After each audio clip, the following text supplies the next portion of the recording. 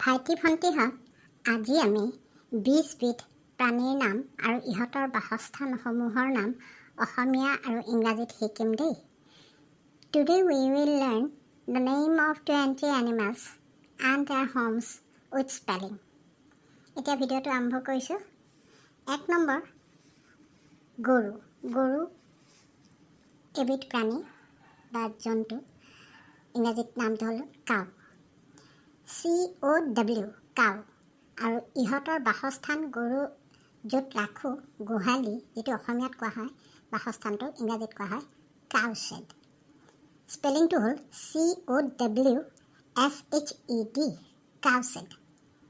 গতিকে গৰু, কাউ ৰখা গোহালিক ইংৰাজীত কোৱা হয় কাউ শ্বেড। 2 নম্বৰ, কুকুৰ। কুকুৰ ইংৰাজীত কোৱা হয় ডগ, DOG, ডগ। আৰু কুকুৰ ৰখা ঘৰৰ নাম হ'ল কেনেল। কেনেল স্পেলিংটো হ'ল KENNEL, কেনেল, মানে কুকুৰ ৰখা ঘৰ। 3 নম্বৰ, মকৰা। মকৰাক ইংৰাজীত কোৱা হয় স্পাইডাৰ। স্পেলিংটো হ'ল SPIDER, স্পাইডাৰ। স্পাইডাৰ কি কৰে? ইহঁতৰ ঘৰ মানে ইহঁতে যিটো জাল গুঠে, অসমীয়াত যিটো মকৰা জাল বুলি কওঁ, সেইটো ইংৰাজীত কোৱা হয় ৱেব।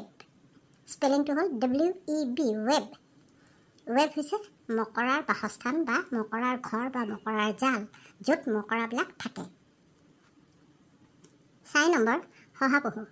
শহাপহুক কোৱা হয় ৰেবিট, RABBIT, ৰেবিট।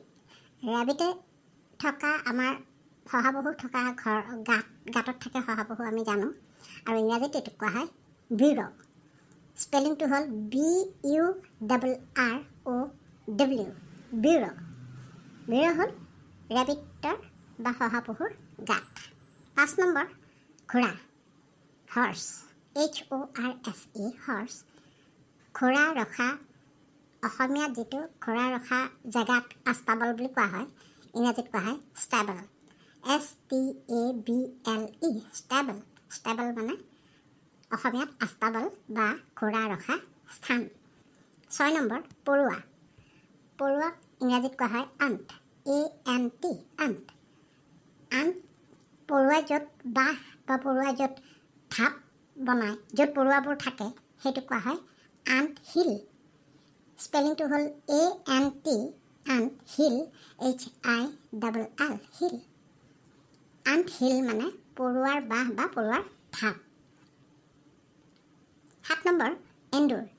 এন্দুৰক ইংৰাজীত কোৱা হয় ৰেট, RAT, ৰেট। ৰেট আমি জানো এন্দুৰবিলাক ক'ত থাকে? গাঁতত থাকে। আৰু ইংৰাজীত সেইটোক কোৱা হয়, এন্দুৰ থকা জেগাটোক কোৱা হয় ৰেট হোল। স্পেলিংটো হ'ল RAT, rat, hole, HOLE, hole. Rat hole মানে এন্দুৰৰ গাঁত। 8 নম্বৰ, মেকুৰী। মেকুৰীক ইংৰাজীত কোৱা হয় কেট, CAT, কেট। কেট মেকুৰী ৰখা ঘৰ বা ঠাই, মানে য'ত মানুহে মেকুৰীটো পুহিলে য'ত ৰাখে মেকুৰীটো, তাক কোৱা হয় কেটেৰী। স্পেলিংটো হ'ল CATTERY, কেটেৰী। কেটেৰী মানে হৈছে মেকুৰী ৰখা ঠাই। 9 নম্বৰ, বান্দৰ। বান্দৰক ইংৰাজীত কোৱা হয় মাংকি, MONKEY, মাংকি। মাংকি ক'ত থাকে? আমি আটাই জানো যে মাংকি সাধাৰণতে বা বান্দৰ থাকে গছত। ইহঁতে বাঁহ নাসাজে, গছতেই থাকে। Tree, TREE, tree. 10 নম্বৰ, গাহৰি। গাহৰি যিটো পিগ, ইংৰাজীত কোৱা হয় পিগ, PIG, পিগ। পিগ ক'ত থাকে? গাহৰি ৰখা ঘৰবিলাকক কোৱা হয় ইংৰাজীত ষ্টাই, STY, ষ্টাই। ষ্টাই মানে গাহৰি ৰখা ঘৰ। 11 নম্বৰ, মৌমাখি। মৌমাখিক ইংৰাজীত কোৱা হয় BEE, বি মানে মৌমাখি। আৰু মৌমাখিয়ে ক'ত যিটোত থাকে, মৌমাখিবোৰ, সেইটোক আমি অসমীয়াত কওঁ মৌচাক। আৰু ইংৰাজীত কোৱা হয় beehive, BEEHIVE, beehive মানে মৌচাক। 12 নম্বৰ, সিংহ। সিংহ ইংৰাজীত কোৱা হয় লায়ন, LION, লায়ন। সিংহ ক'ত থাকে? গুহাত থাকে। আমি অসমীয়াত যিটো গুহা বুলি কওঁ, ইংৰাজীত কোৱা হয় ডেন। স্পেলিং DEN, ডেন। ডেন মানে গুহা। 13 নম্বৰ, মুৰ্গী বা কুকুৰা। ইংৰাজীত কোৱা হয় হেন, HEN, হেন।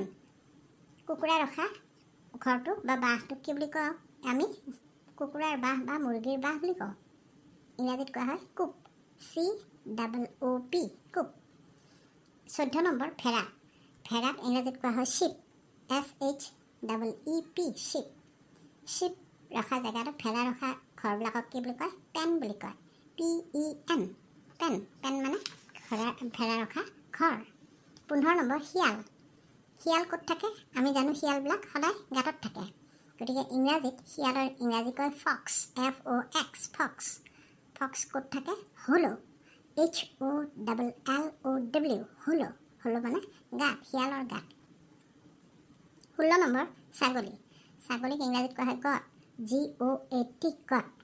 গট ক'ত থাকে? ছাগলী ৰখা ঘৰটোক কি বুলি কয়? আমি ছাগলী ৰখা ঘৰ যিটো কওঁ সেইটো ইংৰাজীত কোৱা হয় loafing shed, LOAFING, loafing. Shed, SHED, shed. Loafing shed মানে ছাগলী ৰখা ঘৰ, মানে ছাগলীৰ যিটো গঁৰাল বা ঘৰ সেইটোক কয় লোফিং শ্বেড। 17 নম্বৰ ভাটৌ। ভাটৌক কোৱা হয় পেৰট, PARROT, পেৰট। পেৰটক য'ত সজাটোত ৰাখে সেইটোক আমি সজা কওঁ, ইংৰাজীত কোৱা হয় কেজ, CAGE, কেজ। 18 নম্বৰ বাঘ।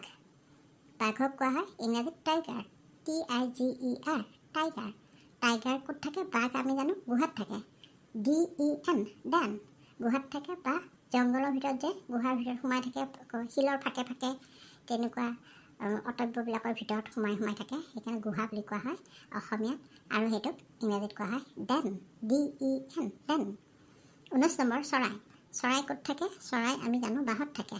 গতিকে চৰাই থাকিবৰ কাৰণে নিজে বাঁহ সাজি লয়। ইংৰাজীত চৰাইক কোৱা হয় বাৰ্ড, BARD, বাৰ্ড। আৰু বাৰ্ডে কি বনায়? নেষ্ট, বাঁহ বনায়, NEST, নেষ্ট। নেষ্ট মানে চৰাইৰ বাঁহ। আৰু 20 নম্বৰ কেৰ্কেটুৱা। আমি যিটো অসমীয়াত কেৰ্কেটুৱা কওঁ, ইংৰাজীত কোৱা হয় স্কুৱাৰেল। স্পেলিংটো হ'ল SQUIRREL,